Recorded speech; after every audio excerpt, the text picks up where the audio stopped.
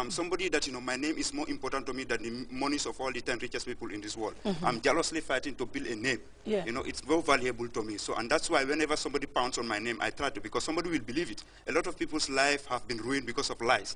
But I'm grateful that I'm dealing with people who are But do you think that really matters? Because like the Wolofs would say, momla, fum dem, duman, munufa dem. Yeah. Like a lot of people can say, Sankano this, Sankano that. But do you think what you're doing, do you think that would help? No, the thing is that I believe in civic education. Some of them I try to reason. But what we are saying, thanks, somebody gave me Wolof proverb, kubuga akar denga oranyem kanyi. So me, I'm not afraid of these things, so they can post 24/7. They can even say that I rape Mother Teresa or I rob the central bank. You don't care. I don't care. But you do seem to care because you reply, and then you will come up with a very big reply. I didn't do this.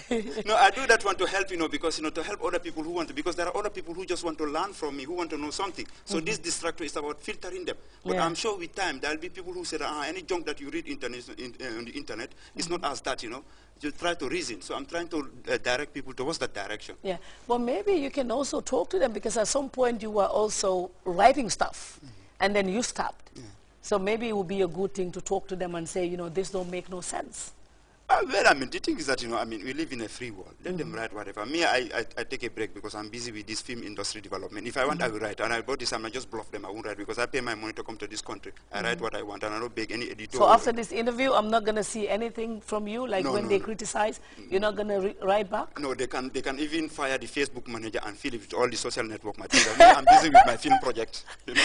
This time you're busy with your project. I'm busy with my film project, film industry. A lot of work is needs to be done, so I don't have time for their junk.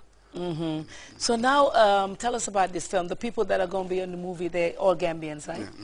Yeah, like I said, I need 260 people in the value chain, and the government is going to collect a lot of tax from all these people. Only 2 people are coming from abroad. One is coming from Spain to work in the production. Another one is coming because we need equipment. Equipments are not available in this country. So all the 258 are Gambian, and I have confidence in them. And then that's why I bring this. I'm going to protect them. They're going to be fortified. Let me see that.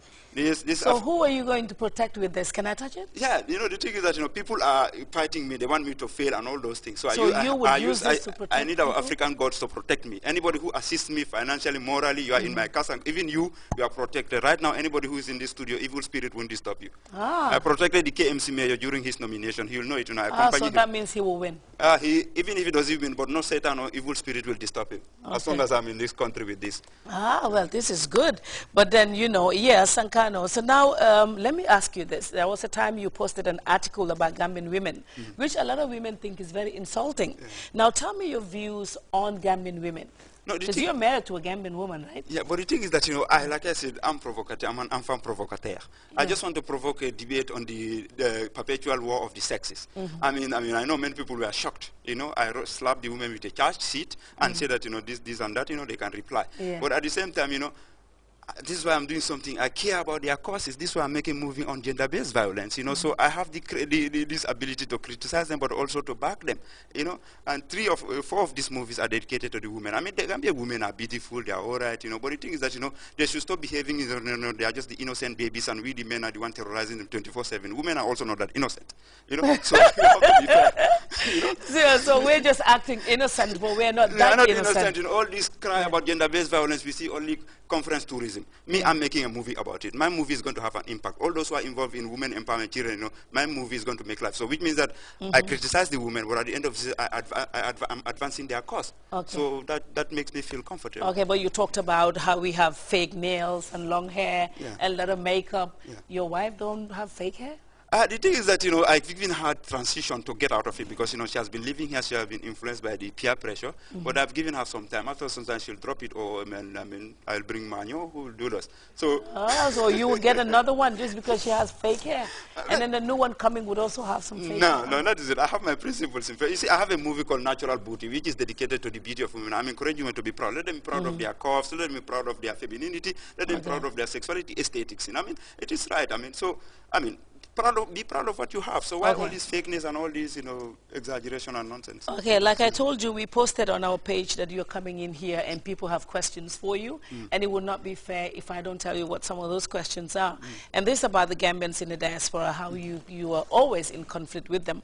And somebody said I should ask you if you think that they are fair when they call you a hypocrite, considering that you used to be a strong critic, of the government, and then all of a sudden you changed. The thing is that these people, me, have been a moderate critic, because the thing is that you have to understand most of these people sitting down on their keyboard, purging nonsense. Only 1% is genuine. The rest are these things, are fake, destroyers, spoilers. If not, how many initiatives they came, they betrayed each other. And me, I knew this since the beginning. So I'm not going to ruin my name and join losers who will spoil my personality, my name, my credibility, just because they are frustrated. Me, I have been independent. So you are not frustrated? I'm not frustrated. I have been living, I've been flying over the Gambia for the last 15 years. I can afford it. I'm not here because of my family, but because of the country. So if they fail in their objectives, that is their problem. Me, I am smart enough to maneuver through the complexities because, like I say, I believe in what I'm doing. And just like Allah will say, let them do whatever they want. I do whatever they want. That is, it's a free world. So what can they? What else do I have to say? Okay. So I'm sure after this interview, they'll all be ready, waiting for you. Do you have a favorite Gambian personality? Oh, that's a difficult question. Gambian personality. Well, I can say that, the women working in the farms, the narco women, the voiceless members of society, they are my heroes. Not all these, who are KPS going to office, doing... Wearing high heel shoes. Doing Yengal, Afinjan 24/7, and going from one conference to conference talking about women empowerment. They are those, You don't believe in that? The real women working, sweating in the narcos, they are my heroes. And this movie that I'm working is dedicated to them. And any woman who considers herself responsible members of society, I challenge you. You are a champion. Give me a call and you do something for this movie. You'll be blessed by the ancestors and you'll be protected and you'll be invited to the premiere. So it is your project. And you'll be invited. And where would this premiere be? It will be in Gambia? Yeah, I plan to do the premiere during the next International Women's Day here in the Gambia. Also, that will be, is that this year or next year? Next year, because we've already missed here because of the Gambia. No, ours is coming in May. In May, okay. If I'm able to finish the movie before then, it's the ours Gambian is reality. Coming in May. There was the UN one, the international one was this month, but then ours is coming in May. Yeah, if I finish the movie before then fine, I can screen it. Wow. That's no problem. Okay, well, if you could erase any memory from your past, what would this be? Nothing. Like I said, I'm happy of my life. I'm happy of my You have no regrets? No regret. From at all? Yeah, I'm grateful. I had a very blessed childhood. I was free to do. My parents gave me the basics, but I was free. So what should I regret? There's nothing that I will regret. If I'm born today, I will start all over again. Nothing to wipe. Okay, let's talk about this statement, because there was a time you spoke about your endorsement of gay rights in the Gambia. And you know that the Gambia is a Muslim country with over 95% being Muslims. Do you regret that statement? Why should I? This is part of my book. I wrote a book on Africa. It's called The Africans, a Triple Uselessness. There's a section about that. I'm challenging the moral hypocrisy, in society. It's not about Gambia, because this is a topic that goes beyond Gambia. It is a global issue. Even in the West, it is there. I don't care about people's sexuality. I mean, life, because at the end of the day, when I die, I go to my graveyard. They go to their graveyard. What's important is that we have to... But you believe in Islam, and Islam, there are things that Islam say this can be done and that cannot be done. I believe in Islam. Like I tell, Islam is part of my DNA. I believe in Islam. I was trying to become a Sufi. So that one is part of a book called The Africans, a Triple Uselessness. So when the debate about this LGBT reached the Gambia, I decided to pick an extract to analyze, okay, Allah say, فَذَاكِرْ فَإِنَّ الذِّكْرَ تَنْفَعُ الْمُؤْمِنِينَ. That is clear. But at the end of the day, we have the right. The liberal voices and secular voices have the right to say, أَتَأْمُرُونَ النَّاسَ بِالْبِرِّ وَتَنْسَوْنَ أَنفُسَكُمْ وَأَنْتُمْ تَتْلُونَ مِنَ الْكِتَابِ. You are preaching people about this, about that, but you're forgetting yourself.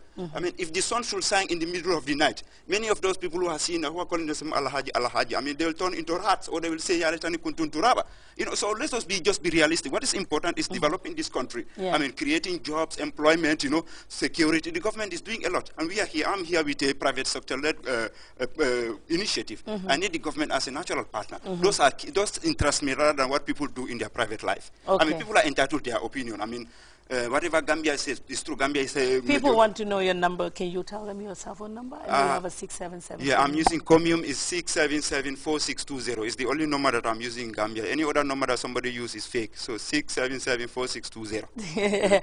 Okay, now if you could describe Prince Babukar Sankano in one word, what would this be?